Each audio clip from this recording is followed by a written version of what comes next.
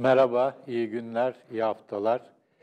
Cemal Kaşıkçı, Suudi Arabistanlı gazeteci, muhalif gazeteci Cemal Kaşıkçı İstanbul'daki başkonsolosluğa girip kaybolalı 13 gün oldu, neredeyse 2 hafta oldu ve sürekli bir şekilde olayla ilgili yazılar, demeçler, açıklamalar var. Ama şu ana kadar bu olayın böylesine önemli bir olayın şu ana kadar aydınlatılamamış olması başlı başına çok büyük bir soru işareti ve dolayısıyla bu yayının başlığına çıkarttığım soru çok meşru bir soru. Olay yoksa örtbas mı edilecek? Aslında örtbas edilmesi çok zor bir meseleyle karşı karşıyayız.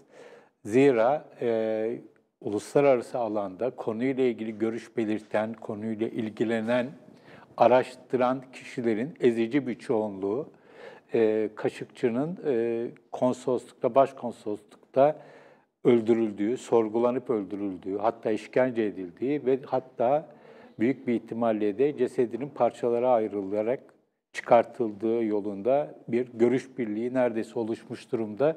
Tabii bunun esas kaynağı da şu ana kadar adını açıklamadan açıklama yapan Türk yetkililer, güvenlik görevlileri ya da belki ülke yöneticileri. İlk başta Reuters ajansıyla başladı. Daha sonra Washington Post, New York Times gibi Batı'nın önde gören gazetelerine farklı farklı açıklamalar yapıldı. Ama bu açıklamaların hepsinde şöyle bir tablo çizildi. Evet, bu içeride öldürüldü. Hatta bu konuda elimizde bir takım kayıtlar var. Hatta bu kayıtları Amerika Birleşik Devletleri ve Suudi Arabistan'la da paylaştık. Bu delilleri paylaştık. Üstüne böylesine önemli bir olay, münferit bir olay olamaz.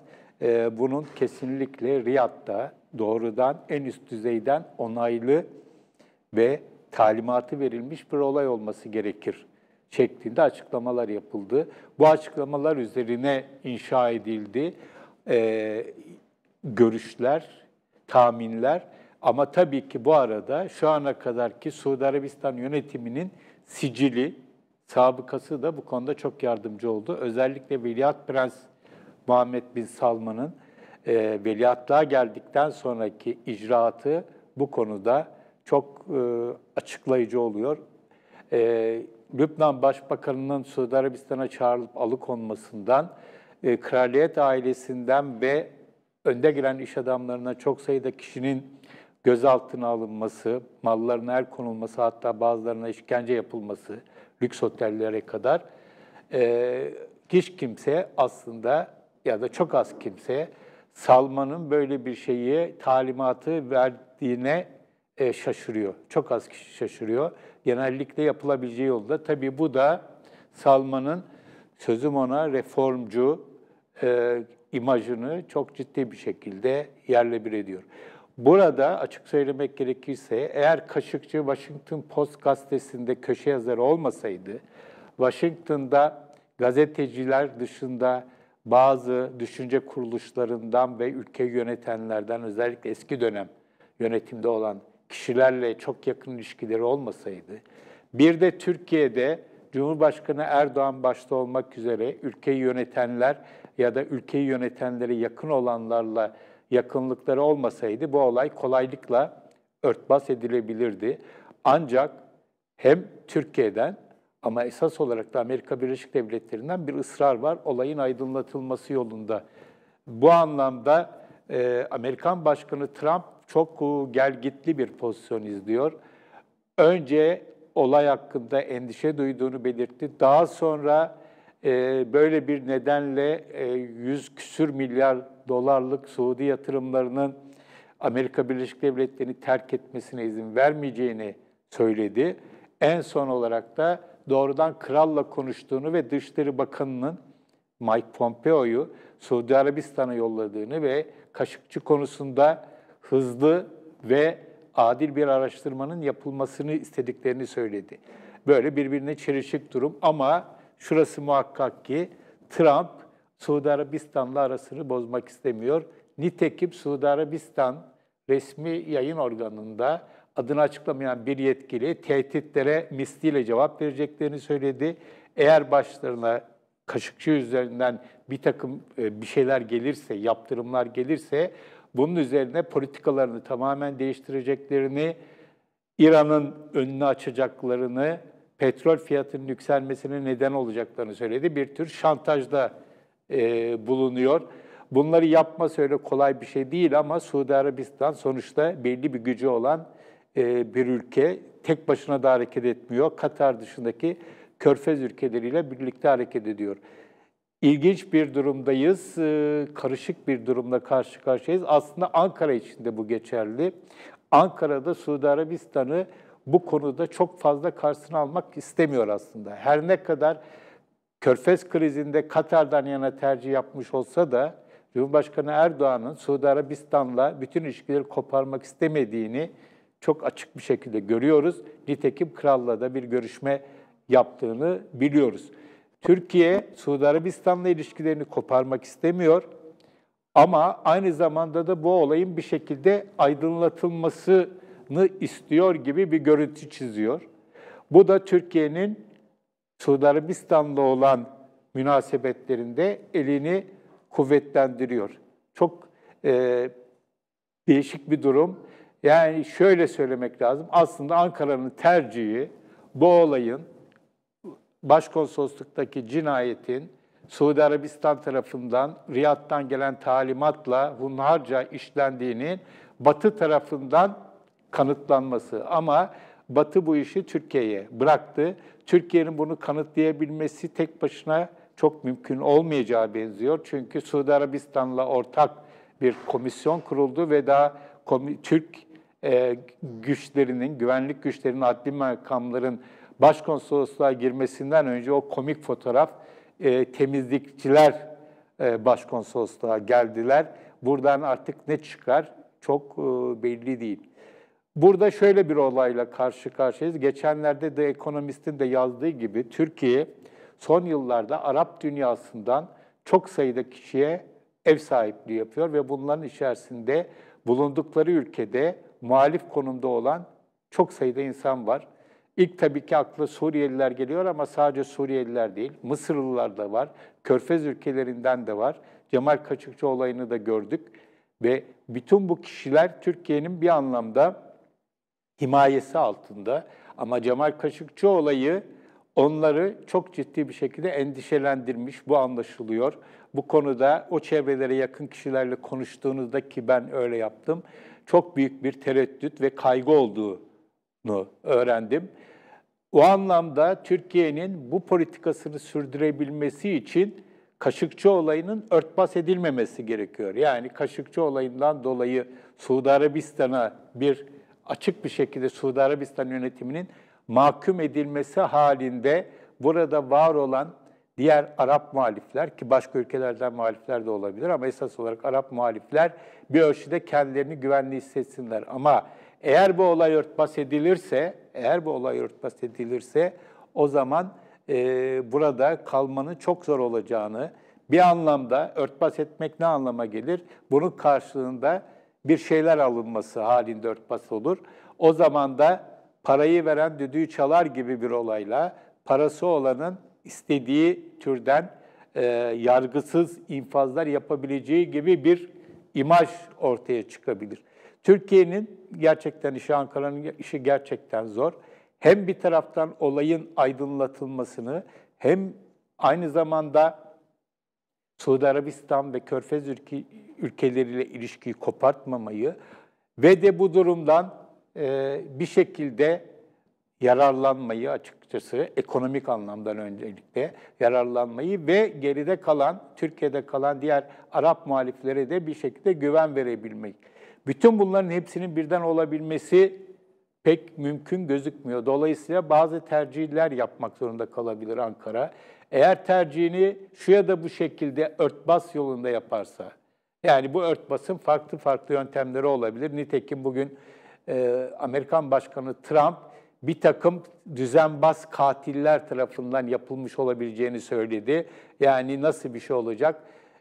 Olabilir, başkonsoloslukta öldürülmüş olabilir ama bunlar Suudi Arabistan'ı zor durumda bırakmak isteyen bir takım başka güçler falan gibi senaryolar, komplo teorileri belki gündeme gelebilir. Ya da birileri, örneğin başkonsolos ya da bir iki Suud yetkili kurban edilir bu olayın sorumlusu olarak ama burada Suud yönetiminin payı olmadığı sonucuna varılabilir. Değişik değişik yöntemler söz konusu olabilir ama doğrudan bunun Veliaht Prens Salman'ın bilgisi dahilinde organize, planlı bir suikast, cinayet olduğu dışındaki seçeneklerin hepsi bir şekilde örtbas anlamına gelecek ve genel kamuoyunu, olayla ilgili kişileri tatmin etmeyecek. Bunların başında tabii ki Amerikan medyası Washington Post geliyor.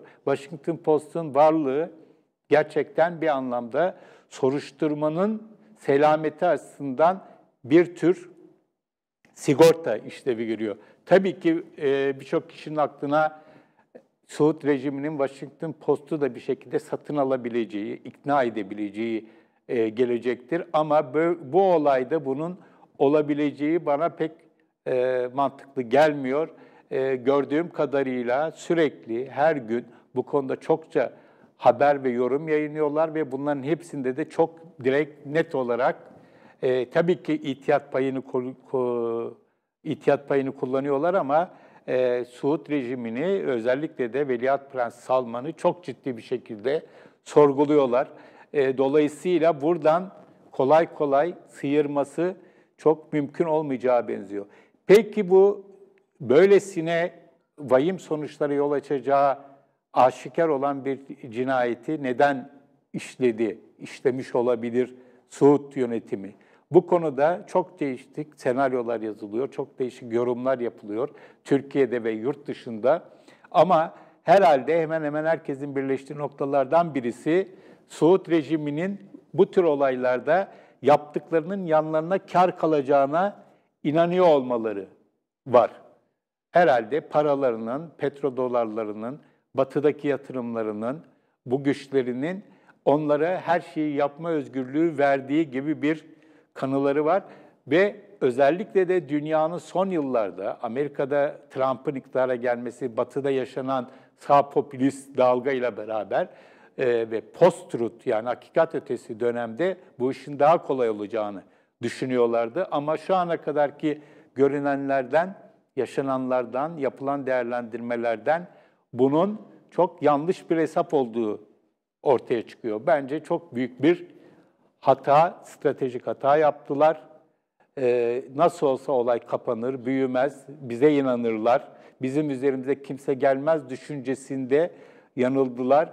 Ancak onların hata yapmış olması bunun bedelini çok ağır bir şekilde ödeyecekleri anlamına gelmeyebilir. Tekrar örtbas meselesine geliyoruz. Gördüğüm kadarıyla, şu ana baktığım kadarıyla bu olayın çok sıkı takipçisi Amerikan medyasını kenara bırakacak olursak, gerçekten Cemal Kaşıkçı'nın akıbetinin her yönüyle ortaya çıkması için uğraşan birkaç yakınındaki arkadaşı, sevenleri dışında çok fazla insan yok. Kısa bir süre içerisinde bu olay, onun kaybolması ki bence öldürülmesi birçok güç tarafından bir pazarlık enstrümanı haline geldi. Yani yapılan değerlendirmeler, tartışmalarda bir insanın hunharca öldürülmüş olma ihtimalinin geri planda kaldığını görüyoruz. Hunharca öldürülmüş olma ihtimalinin daha önem verilen bir takım pazarlıklara malzeme edildiğini görüyoruz. Dolayısıyla bu da örtbas edilmesi olayını ya da tam aydınlatılmaması ihtimalini giderek artmasına neden oluyor. Nişanlısının önce Washington Post'ta, sonra New York Times'ta yazdığı yazıları okudum. Gerçekten bu olayın en saf insani bir şekilde ele alındığı, belki de yegane yazılar onlar. Ama onun yazılarında, özellikle son New York Times yazısında büyük ölçüde bir çaresizlik ve umutsuzluk gördüm. Umarım O da yanılıyordur, ben de yanılıyorumdur. Umarım bu olay aydınlatılır. Ama Realpolitik bize Cemal Kaşıkçı'nın bir şekilde kim vurduya gideceğini işaret ediyor. Bir takım aydınlanmalar, bir takım sorumluluk üstlenmeler olabilir ama bunun külliyen bir hesaplaşma, gerçek sorumluların ortaya çıkarılması vesaire gibi bir durumla karşılaşma ihtimalimiz her geçen gün azalıyor. Ve Türkiye kamuoyunun da bu olaya ilgisinin kısa bir süre sonra içerisinde azalmış olduğunu da bu arada not olarak düşelim. Zaten Türkiye artık bir kriz cenneti ya da cehennemi haline geldi. Her gün yeni bir kriz, kendi krizimiz, yanı başımızdaki krizler, bu tür olaylarda olduğu gibi bizi aslında birinci derecede ilgilendirmeyen ama küresel çapta krizler, Türkiye artık bir kriz yorgunu olduğu için çok da fazla umursamaz. Yani ilk gün birkaç saat belki, birkaç gün belki kısa zamanda unutuluyor. Cemal Kaşıkçı'nın da artık çok fazla kimsenin umurunda olmadığını üzülerek müşahede ediyorum. Evet, söyleyeceklerim bu kadar. İyi günler.